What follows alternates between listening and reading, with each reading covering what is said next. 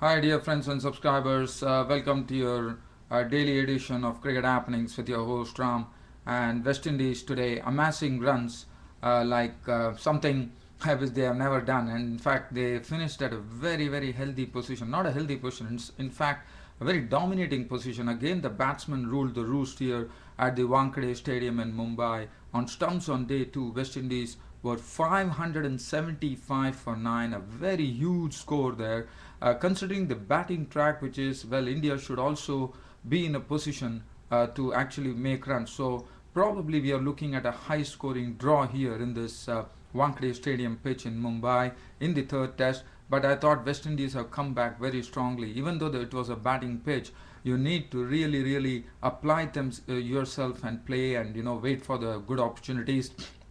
But yes, the ball was coming sweetly onto the bat, and the driving was very easy. You could play your stroke with gay abandon, and that's what the West Indian batsmen did. So, resuming at the overnight score of 267 for 2, Edwards was the first to be dismissed when the score reached 314. He still played some very good drives. He added another 3 boundaries to his overnight 10 fours and went on to 86, becoming a victim of Ishant Sharma, caught behind of the bowling of Ishant Sharma for 86. But Darren Bravo and Kiran Powell joined, and that was a very big partnership. In fact, that partnership reached great lengths from 314 for 3.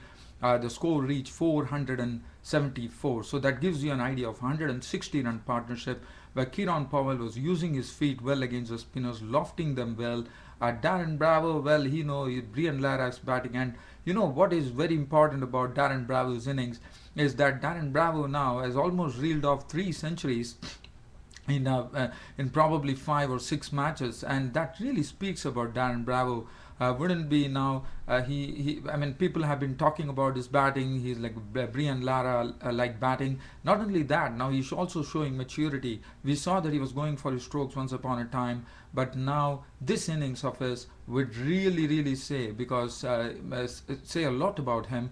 And as I said, he is a real player for the future for West Indies. Darren Bravo, 166 of 284 balls with 17 fours, played splendidly.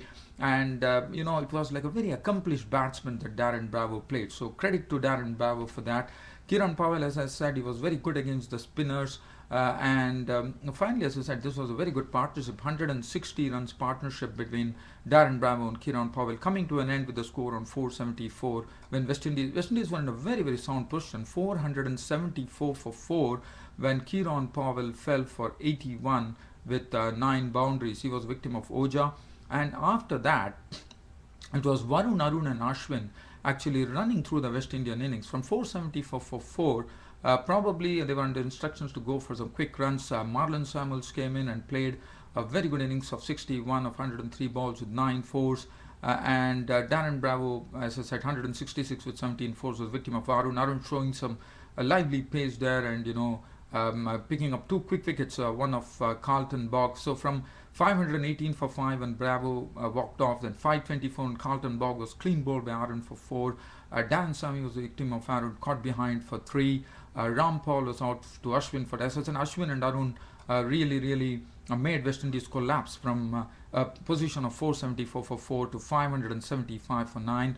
Fiddle Edwards was still no signs of any declaration. Fiddle Edwards was not out on 7 at close. Devendra Bishwa was not out on 2, 575 for 9. And if you look at the card there, the top 6 batsmen have made half centuries, and this has happened after probably the 2000 was the last time which has happened in the annals of Test cricket, and there are 6 half centuries there. Adrian Barat 62, Brathwaite 68, 86 Edwards, 166 Darren Bravo, Kiran Powell 81, Marlon Samuel 61. But I thought West Indies have really done well after being 2-0 in the series.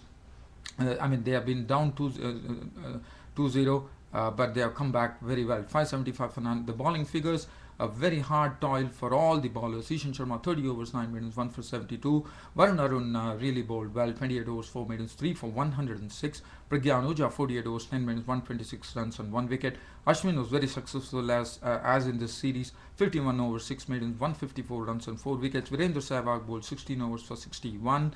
Virat Kohli 2 overs for 9. Sachin Tendulkar 6 overs for 24.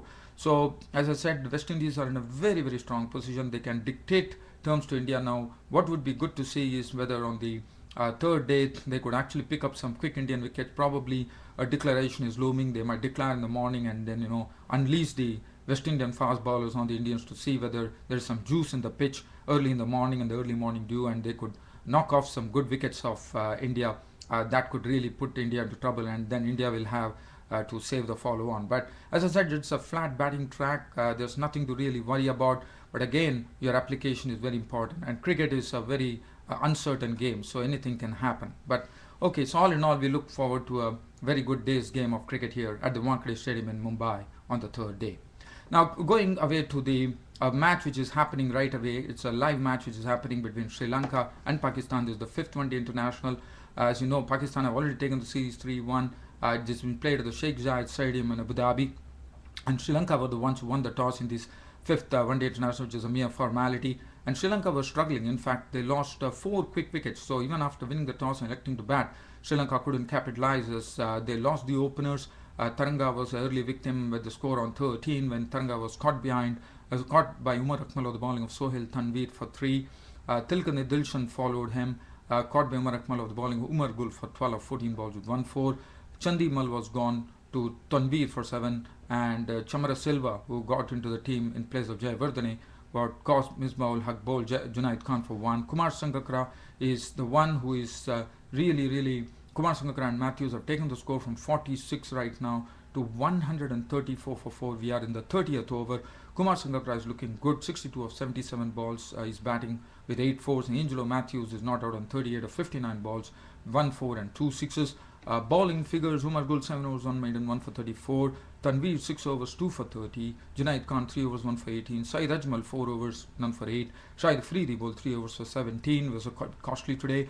Hafiz 5 overs for 18, and Shoaib Malik none for 11. I'm going to take you live to the game and give you some cricket commentary here, and let's see what's happening there. The score has moved on to 137 for 4. We are in the 31st over. Angelo Matthews has moved on to 38. Kumar Sangakkara has his individual score on 65. Shoaib Malik is the bowler, and we are coming to the end of the 31st over. Shoaib Malik bowls to Matthews. Matthews pushes, and he won't get any runs. So the score stays on 137 for 4 in the 31st over here in the fifth and final one-day international of this series between Pakistan and Sri Lanka. Pakistan have already taken the series 3-1, and right now Sri Lanka have recovered from a position where they were really struggling at 46 for 4 after some early strikes by the Pakistani pace bowlers and the seamers. 137 for 4 right now. We are looking at the 32nd over, just waiting to see who is going to bowl right now, whether it is going to be Mohammad Hafiz who has bowled, has done a very good job, and so far, as you know, Mohammad Hafiz has really improved. He can classify himself as an all-rounder now, the way he has been doing things for Pakistan, and Mohammad Hafiz probably is going to bowl. So we are just waiting with the score on 137 for 4 after 31 overs for Sri Lanka. And the current run rate at which they are going is 4.41, which is good. And Kumar Sangakkara, the main person, is there on 65. Angelo Matthews is as you know, he's another player, as a future cricketer for Sri Lanka, is doing well on 38. So on this note, dear friends and subscribers, I will be ending my cricket show with this last update. Currently 138 for 4 in the 32nd over.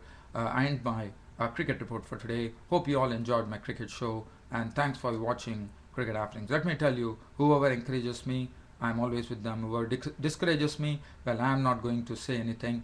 You can do whatever you want, but this cricket show of Ram would go on. Thanks very much for your company and watching Cricket Happenings. Your host Ram will see you tomorrow. Thank you.